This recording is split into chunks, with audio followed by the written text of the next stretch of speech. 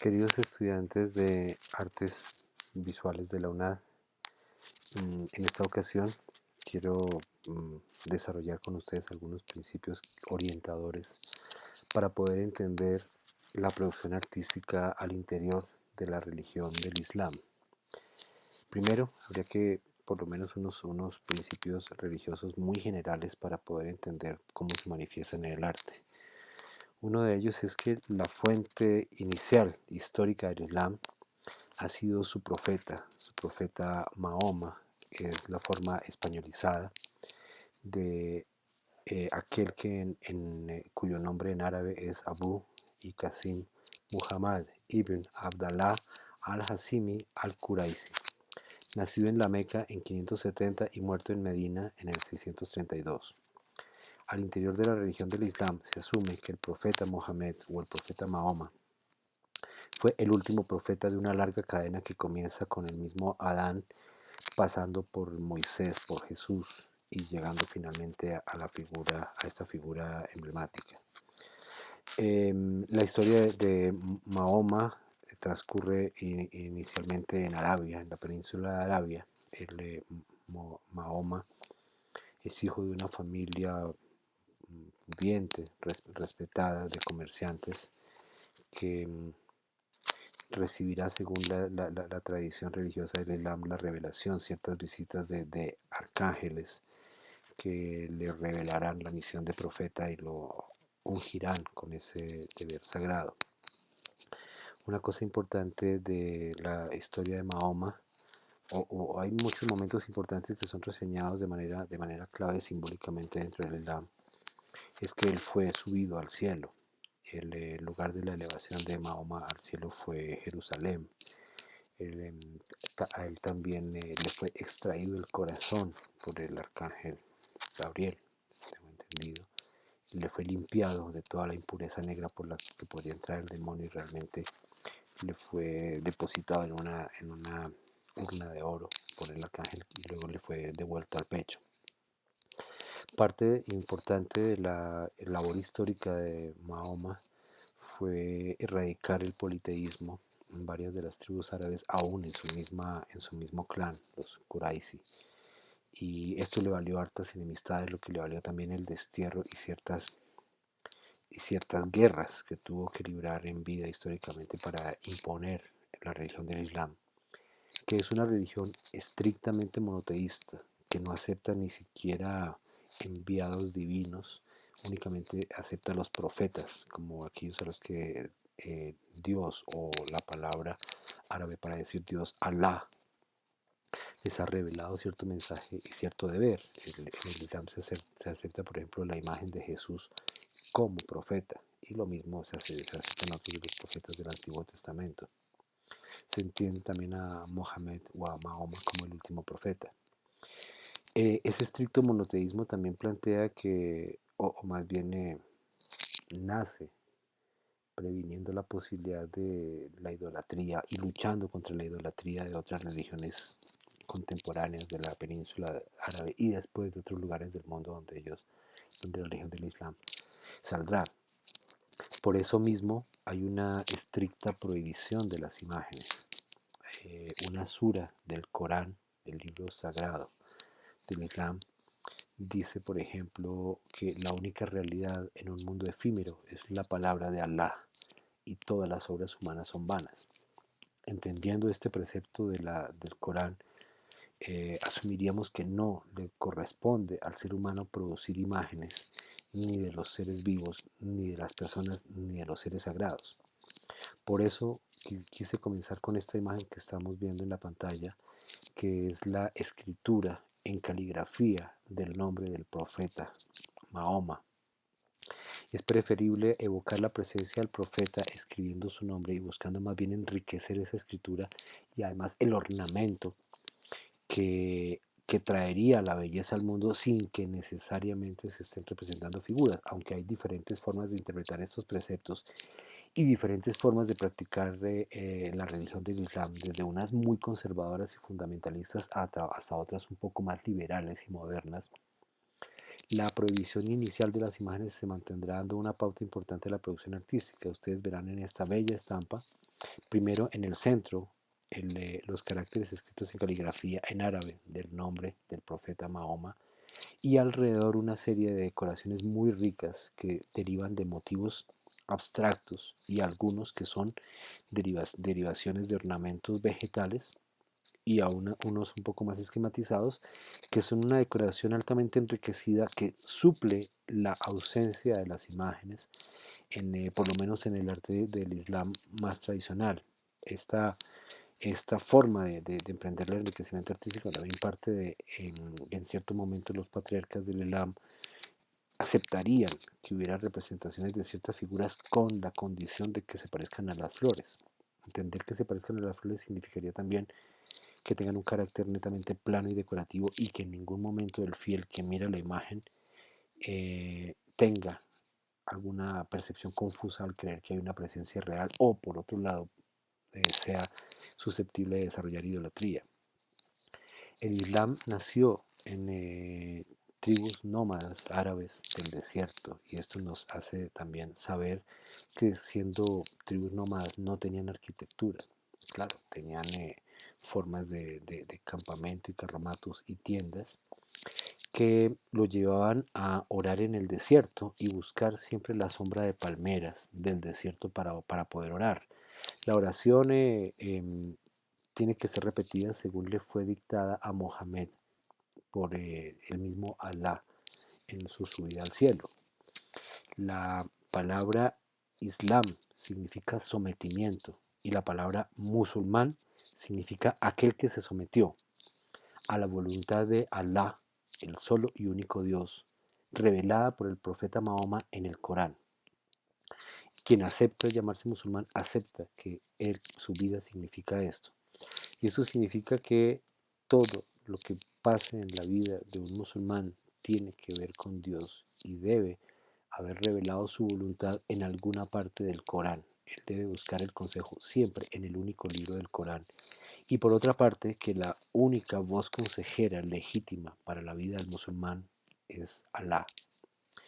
Esto veremos tendrá varias interpretaciones. Ahora, estos primeros musulmanes que oran a la sombra de palmeras en el desierto, cuando empiecen a volverse una religión poderosa y una religión políticamente importante, empezarán a requerir arquitectura. Pero los primeros musulmanes árabes no tienen una tradición arquitectónica. Cuando el Islam se vuelve una religión de conquistadores, pasando del siglo VII al siglo VIII, el Islam ha conquistado la península de Arabia y ha ingresado al Medio Oriente, a regiones como Mesopotamia, como Persia, desplazando otras religiones antiguas y por otro lado entrando en conflictos con algunos residuos de presencias culturales o religiosas del antiguo imperio romano y posteriormente entrando en conflicto también con la presencia cristiana y judía del Medio Oriente y también más o menos también hacia avanzado el siglo VIII el Islam se extenderá por el norte de África y avanzando hacia el siglo IX y X el, las conquistas árabes islámicas entrarán a Europa por España, donde dejarán también una importante tradición.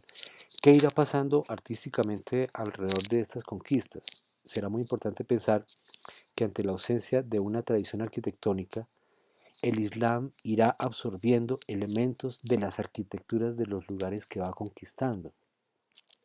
Todo lo que necesita un musulmán para orar realmente es estar mirando en la dirección del lugar sagrado. Esa dirección del lugar sagrado recibe el nombre de Qibla. Ese lugar sagrado fue en principio Medina y posteriormente fue la Meca, después de que hubo ciertos desplazamientos y que hubo también cierta reticencia a la consolidación del pensamiento del Islam en Medina, termina siendo finalmente el centro sagrado del Islam, la Meca. Una de las condiciones que tiene un musulmán para orar es estar mirando a la Meca, a la Qibla. Otra de las condiciones es que repita las palabras que le dijo Alá a Mohammed. Y esto significa claramente que en el sentido más tradicional y más conservador, el musulmán debe orar en árabe. Aunque puede saber la traducción de lo que está diciendo, la pronunciación de la oración debe ser hecha en árabe. Y otra de las condiciones importantes es que debe haber hecho ablución, es decir, debe haberse purificado con agua. Por eso también el rito musulmán buscaría siempre lugares donde haya agua para poder hacer la purificación antes de la oración.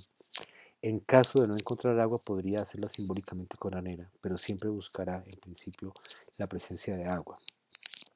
Estamos viendo una de las primeras construcciones arquitectónicas del Islam cuando entra a hacer conquistas en el Medio Oriente, conocida como la Cúpula de la Roca. Está en la explanada de las mezquitas en Jerusalén. Fue ordenada construir por el califa Abd al-Malik en el año 668. Si ustedes observan la arquitectura de la cúpula de la roca, notarán que hay muchos elementos del arte romano, como los arcos de medio punto o las cúpulas semiesféricas, que absorbe y construye utilizando los residuos de otros templos, de otras religiones y de otras culturas. ¿Qué irá pasando con el arte musulmán? Que irá incorporando paulatinamente cada vez más rasgos de diferentes culturas e irá adaptando esos rasgos de otras culturas y otras religiones a sus fines. Todo lo que necesita el musulmán para orar es un lugar donde orar. Ese término en árabe se diría al-masjid. La españolización de este término sería mezquita. Etimológicamente, mezquita significa lugar donde postrarse. Cualquier lugar es bueno para postrarse siempre y cuando el musulmán haya hecho las abluciones y esté mirando a la qibla, al lugar donde está la Meca. Pero la ventaja que tendría hacerlo en un templo sería que habría una oración direccionada y un cierto ritmo colectivo que sería llevado por el imán. Tengamos en cuenta también que en el Islam no hay sacerdocio, pero sí hay una consejería y una dirección de la oración que es la que lleva el imán. Este sería la función que tendrían especialmente estos edificios que al comienzo los musulmanes no necesitaron, pero luego al tener que competir con religiones como el judaísmo, como el cristianismo, necesitarán también edificios que tengan ese mismo poder propagandístico y ese mismo poder persuasivo también de la oración para el fiel. Otro elemento que pudimos ver nosotros aquí en la cúpula de la roca es precisamente esa profusa decoración y esa presencia de escritura. Si ustedes pueden mirar, todos estos elementos van sacando textos del mismo Corán que reemplazan la ausencia de imágenes representativas y por otro lado son enriquecidos con una fuente de decoración muy rica basada en motivos abstractos, geométricos, que para Occidente precisamente estarán llamados por eso arabescos, porque provienen de la cultura árabe.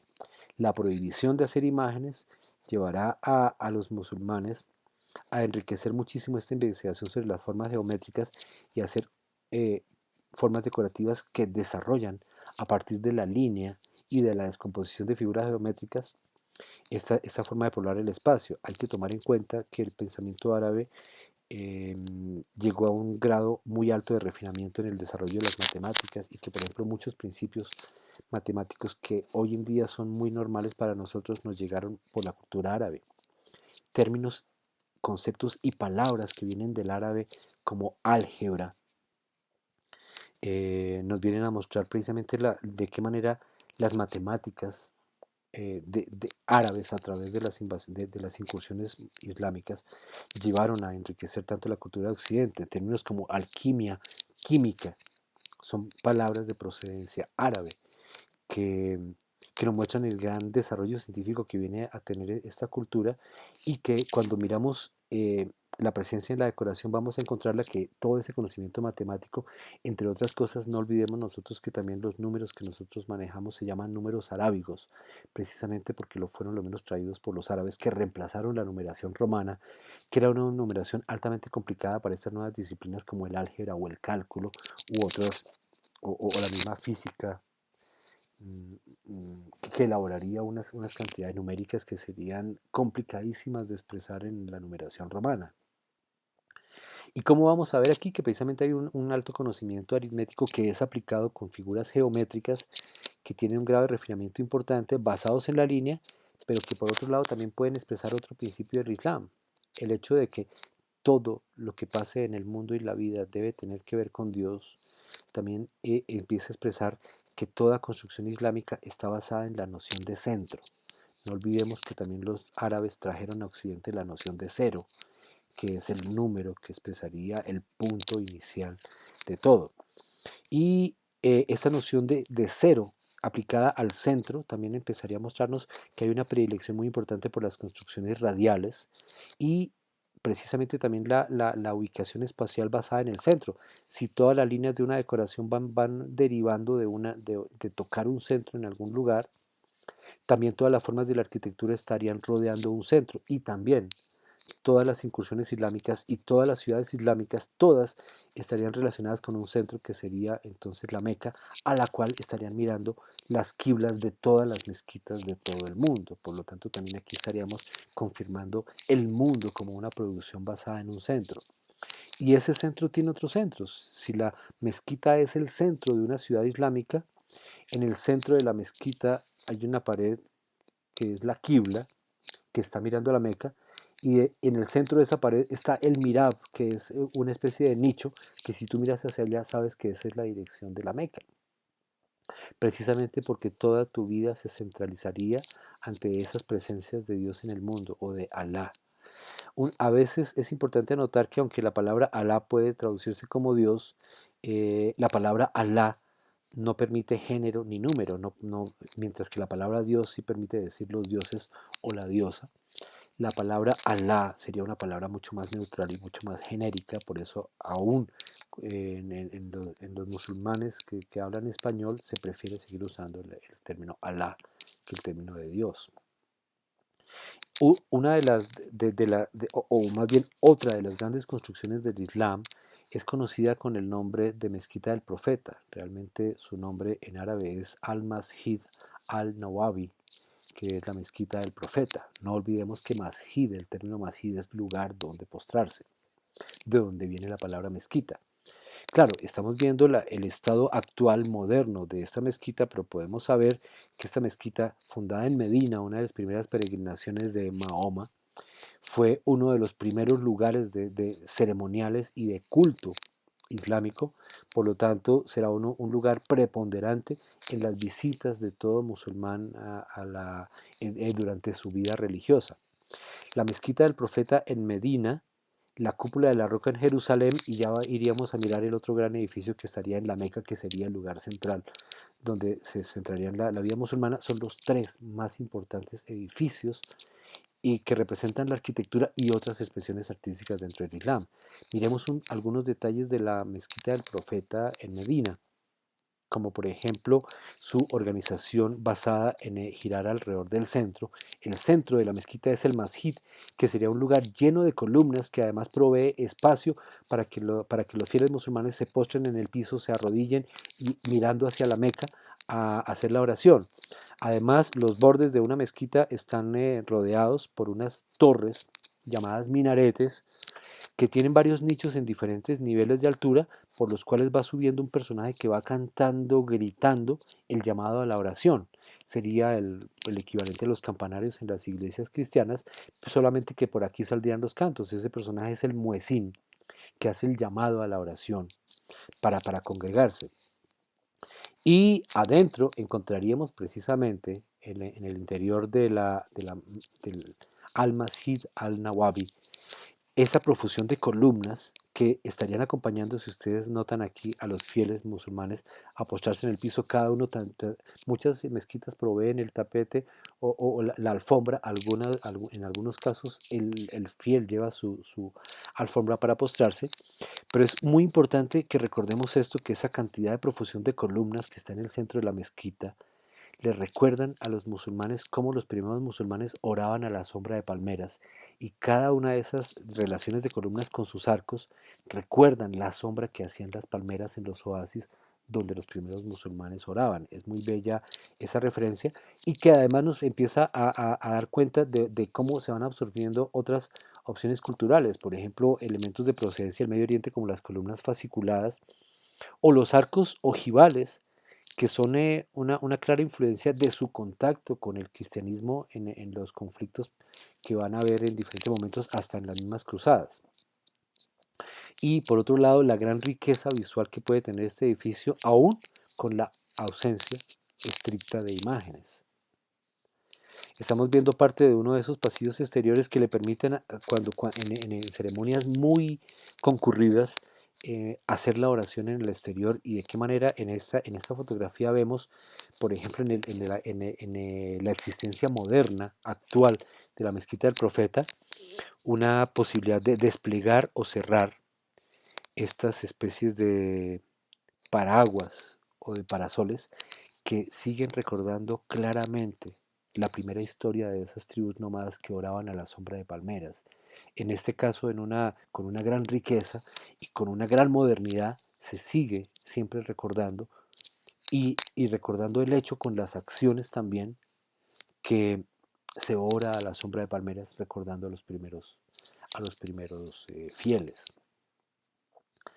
Aquí estamos viendo una recorrido más general, una vista aérea de la mezquita del profeta. Perdón, ya pasamos de la mezquita del profeta a la mezquita sagrada, Masjid al-Haram, que es la mezquita central de la vida religiosa del Islam. La mezquita Masjid al-Haram tiene como centro la Kaaba. Todo musulmán, por lo menos una vez en su vida, debe haber hecho la visita al Masjid al-Haram y dar un número determinado de vueltas y haber tocado la Kaaba, haber hecho esa peregrinación. Muchas veces los musulmanes llevan también listos sus sudarios por si mueren en este viaje. Hay una cosa que debe ser cumplida, una visita, una peregrinación que debe ser cumplida, recordando muchos episodios de la vida y de las luchas, además los conflictos que tuvieron que llevar los primeros musulmanes, empezando por el mismo Mahoma, al cambiar de significado a la Kaaba, que era una posesión de tribus de comerciantes, que termina luego teniendo connotaciones sagradas. Aquí vemos cómo también el Masjid al-Haram está rodeado por los minaretes y ella, siendo el centro de la ciudad de la Meca, hace que la Meca sea el centro del mundo musulmán y adentro de ella, en su centro, esté la Kaaba y cada elemento se vaya desarrollando a partir del centro. Cuando ya los musulmanes se vuelven una cultura poderosa, naciones poderosas, la construcción de ciudades conservará esa misma estructura. El centro de una ciudad será una plaza cuyo centro es la mezquita. Y alrededor de esa plaza se establecerá la vida de los principales y en la medida en que se van alejando de ese centro, tienen menos importancia social. Toda la vida del musulmán debe pasar por ese centro que es Dios, ese único punto sagrado. Aquí vemos uno de estos momentos de peregrinación al Masjid al-Haram, para tocar y para dar vueltas alrededor de la Kaaba. Esta gran roca que estamos viendo es la Kaaba, es el centro de la devoción sagrada de la vida islámica. Observen ustedes, por ejemplo, en la arquitectura de Masjid al-Haram, este tipo de arcos que tienen variaciones con respecto a los que hemos visto, arcos de medio punto en la cúpula de la roca o arcos fasciculados ojivales en la mezquita del profeta. Aquí vemos una combinación entre arcos ojivales y otras formas mixtas que ya nos empiezan a dar unas combinaciones complejas de arquitectura que es absorción de diferentes aspectos de diferentes culturas que fueron alimentando una arquitectura islámica cuando al comienzo no existía esa arquitectura islámica. Otro de los importantes edificios de la historia islámica fue en su momento la mezquita de Santa Sofía, que fue construida primero para ser una basílica cristiana por el emperador Justiniano en el 532. Tuvo como constructores dos figuras bastante importantes de la antigüedad, el físico Isidoro de Mileto y el matemático y arquitecto Antonio de Trales.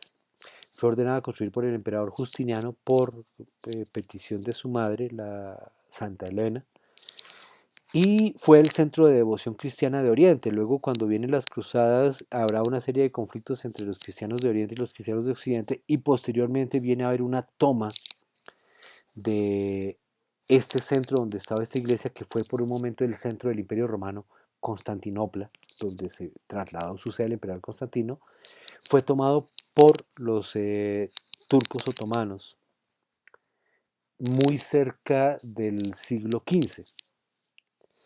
Si ustedes recuerdan las lecciones de historia, recordarán que Cristóbal Colón empezó a plantear la posibilidad de buscar una ruta para la India dando la vuelta por el otro lado, precisamente porque los musulmanes habían tomado Constantinopla, porque los turcos otomanos habían tomado Constantinopla y en ese momento habían cerrado el paso para las caravanas cristianas para ir a comerciar seda y especias a Oriente. Lo que nos viene a explicar también cómo la toma islámica de Constantinopla precipitó el descubrimiento de América y produjo ese gran cambio en la historia. Ahora, esta antigua basílica de Santa Sofía actualmente sirve como mezquita de Santa Sofía.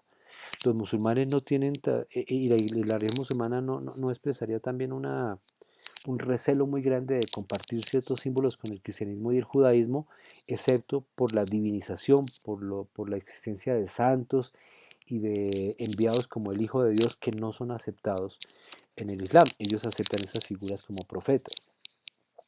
Por lo tanto, actualmente lo que vemos en la actual Estambul, que es el nombre moderno de la que fue en su momento Constantinopla, capital o una de las grandes ciudades, antigua capital del Imperio Bizantino, actualmente una de las ciudades importantes de Turquía, un país actualmente todavía es musulmán, un país un poco más liberal que otros países musulmanes.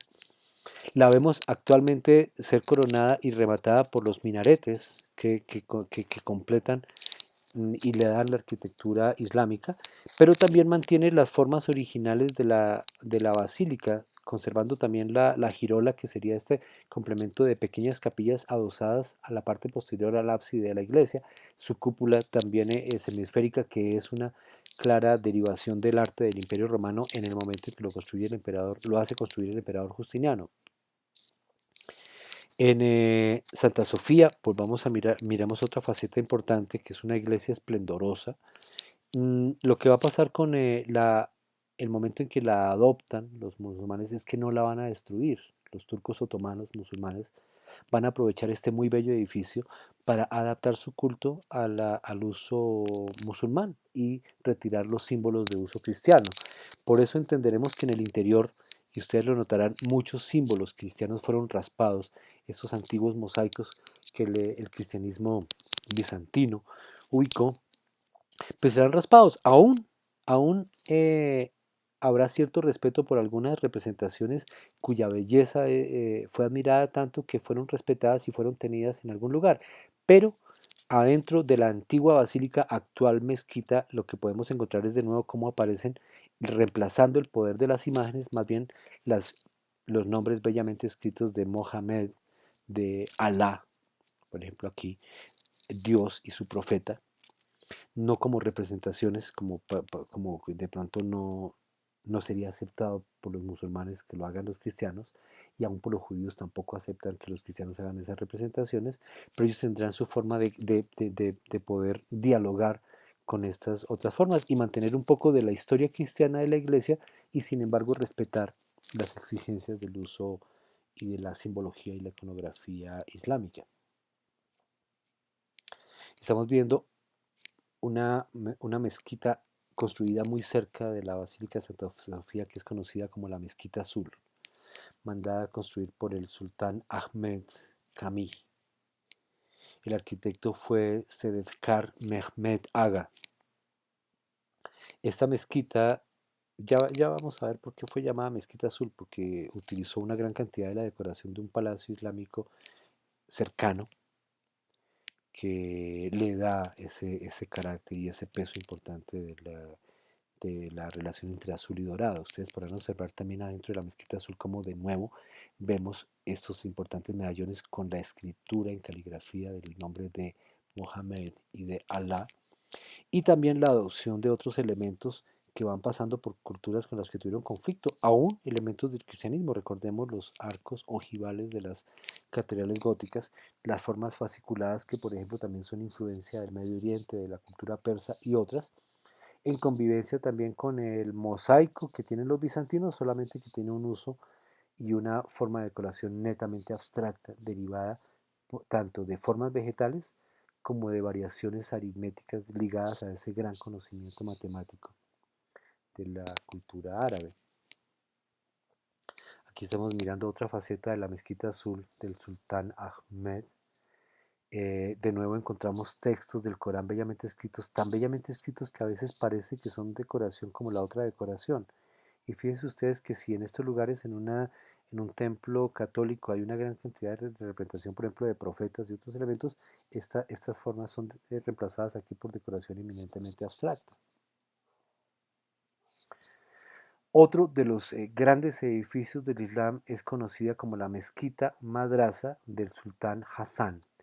Quisiera explicar, mezquita es ese lugar donde postrarse para hacer la oración y madrasa es una escuela de pensamiento y de análisis de los textos sagrados. Este edificio tiene las dos funciones, la de mezquita y la de madrasa.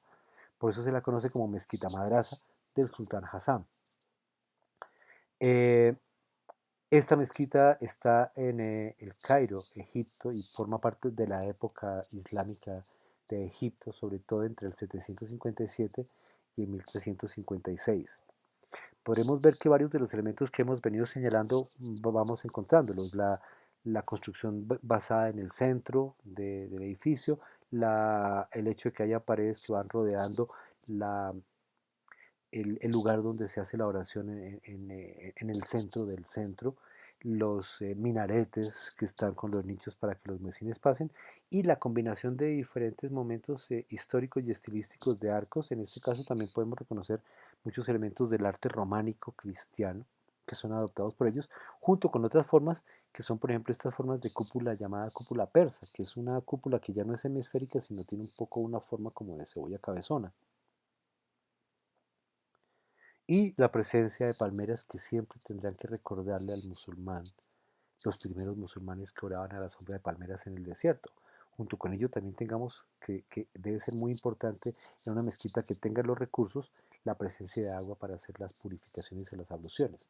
Adentro de la mezquita del sultán Hassan podemos ver esta importante decoración del techo y toda la variación de motivos geométricos y la riqueza decorativa que tienen estas variaciones alrededor de motivos geométricos para producir y reemplazar esa ausencia de imágenes por un gran ímpetu decorativo. Esta es la parte, mirando de abajo para arriba, la parte de la bóveda que está inmediatamente antes de la puerta del masjid, el lugar de la oración. Ahora, para el alrededor del 785, que sería terminando el siglo octavo a punto de comenzar el siglo noveno, tengamos en cuenta los musulmanes pasarán a España y allí establecerán califatos. Uno de los más importantes califatos de esos momentos para toda la historia musulmana fue el califato de Córdoba. Por eso estamos viendo aquí la vista aérea de ese gran edificio que fue la mezquita de Córdoba actual. Catedral de Córdoba. Obviamente también cuando los cristianos expulsan a los musulmanes de España, readaptarán también estos edificios musulmanes al culto cristiano, como se irá haciendo, y también entonces hay una serie de transacciones de mezcla entre cristiano y musulmán en España que producen una cultura que sería llamada mozárabe o mudéjar, que sería la mezcla de elementos culturales cristianos islámicos que ustedes entenderán, muchos de ellos llegan a nosotros a América a través de la colonia. Por ejemplo, la estructura de una plaza central en cuyo centro hay una iglesia y tenga presente cómo las iglesias cristianas deben estar mirando a Jerusalén, el altar, por una clara influencia de cómo las mezquitas islámicas deben estar mirando hacia la Meca, la Qibla. Eh, ¿Qué más podemos reseñar de la mezquita de Córdoba? En el interior volvemos a mirar el masjid y de nuevo venimos a encontrar la unión de diferentes arquitecturas, de diferentes culturas. Volvemos a encontrar las columnas fasciculadas, arcos de medio, la combinación de arcos de medio punto, que es el arco, que es exactamente medio círculo, con el arco de herradura, que es un arco que es un poco más de medio círculo o también llamado arco de tres cuartos. Aquí se combinan arcos de medio punto y arcos de herraduras, que son arcos de diferentes procedencias. Pero también la serie de columnas vuelven a recordarle al musulmán aquellas palmeras, aquella unión de palmeras eh, bajo cuya sombra los primeros musulmanes oraban en el desierto. Junto a estos elementos quisiera reseñar de manera importante cómo aquí al fondo de la columnata vemos el masjid, que sería aquel nicho que le permite a un musulmán saber que si se postra a orar y mira a este nicho, está mirando hacia la Meca. En el caso de la mezquita de Córdoba, es la pared que sería la quibla, que está terminando el masjid, que sería la serie de columnas donde se ora, y cuyo centro es este nicho llamado el mihrab. El mihrab es el nicho específico que te da la dirección exacta hacia la Meca para que tú sepas que estás orando mirando hacia el lugar sagrado de la Meca.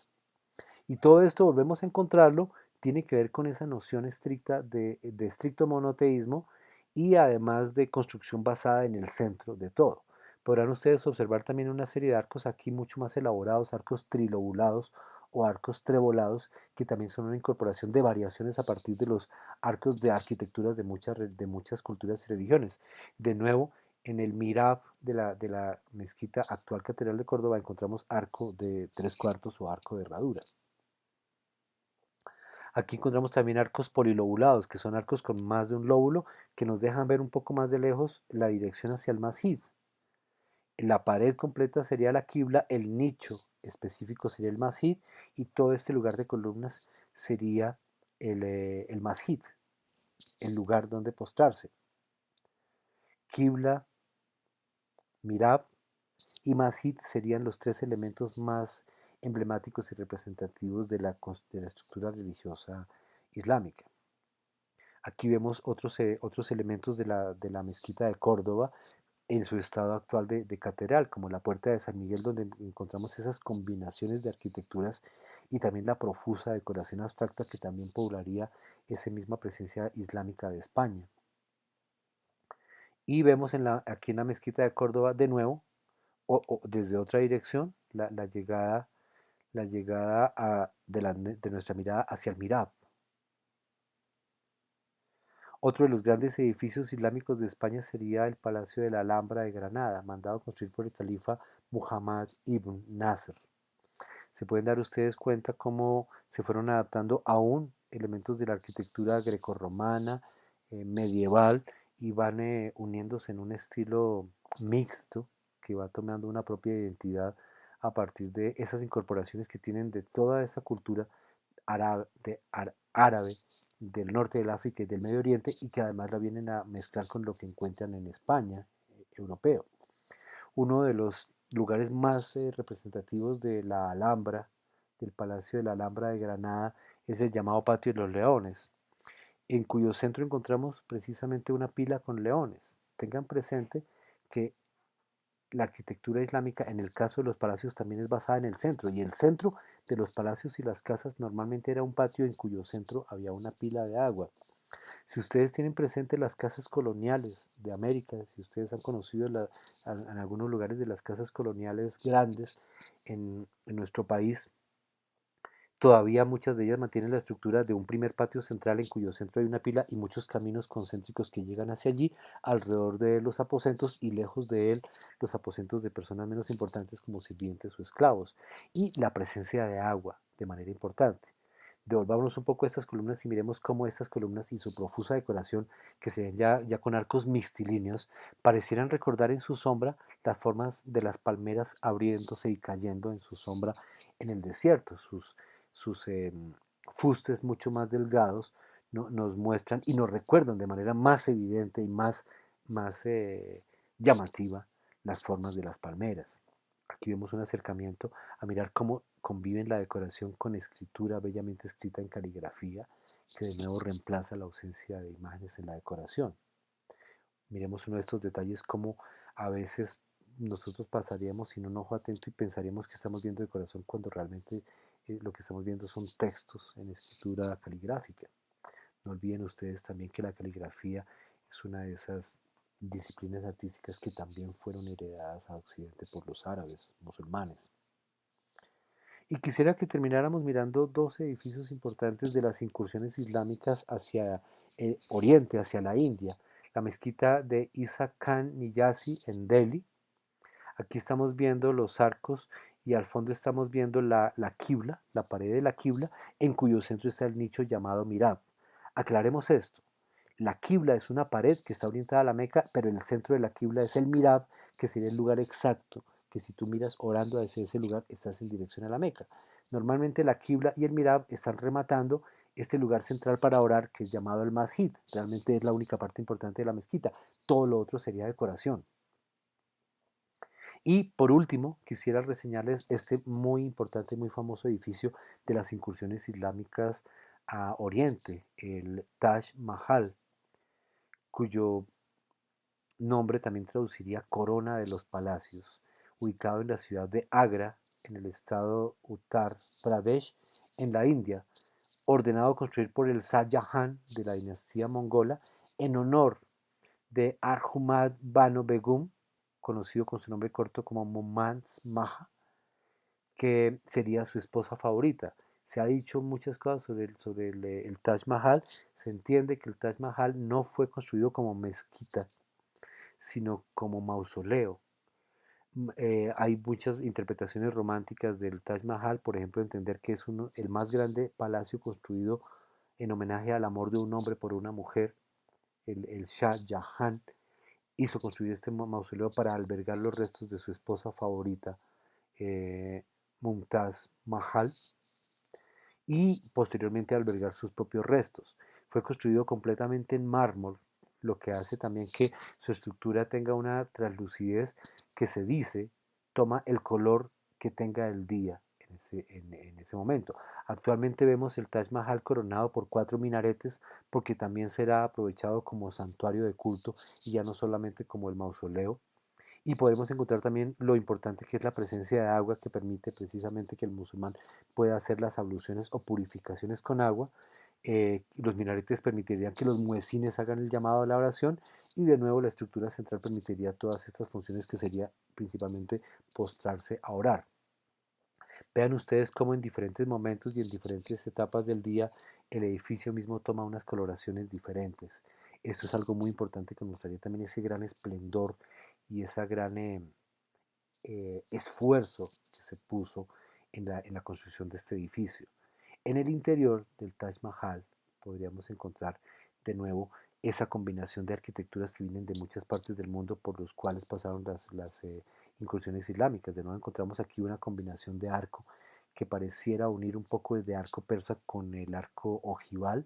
No es ninguno de los dos, parece una combinación entre los dos. Si se dan cuenta ustedes, el arco persa tiende a tener un poquito de forma de llama en la punta, mientras que el arco ojival sería altamente geométrico. Y, por ejemplo, otra combinación es de arcos porilobulados, en este caso, que también van dando una serie de secuencias de miradas que rodean un centro y que de todo modo siempre al musulmán le están mostrando que en lo posible las imágenes que se construyen dentro de la arquitectura y aún pasarán a la pintura, a la caligrafía y otras deben ser altamente concéntricas, invitando de una forma abstracta a que el musulmán sienta que toda su vida debe girar en torno a un centro de ley, un centro moral, y ese centro debe ser Alá, su único Dios ante el cual debe postrarse. Espero que estos elementos les permitan a ustedes reconocer influencias del pensamiento islámico y del arte islámico en muchos de nuestros territorios colombianos, sobre todo a partir de la influencia directa que llegará con edificios coloniales, pero también lo podrán reconocer ustedes en diferentes partes del mundo y probablemente también encontrarán muchos elementos análogos del pensamiento islam, como la capacidad cultural de incorporar elementos de otras culturas y hacerlos propios. Espero que de aquí ustedes saquen muy buenos apuntes para desarrollar sus trabajos investigativos. Muchas gracias por su atención.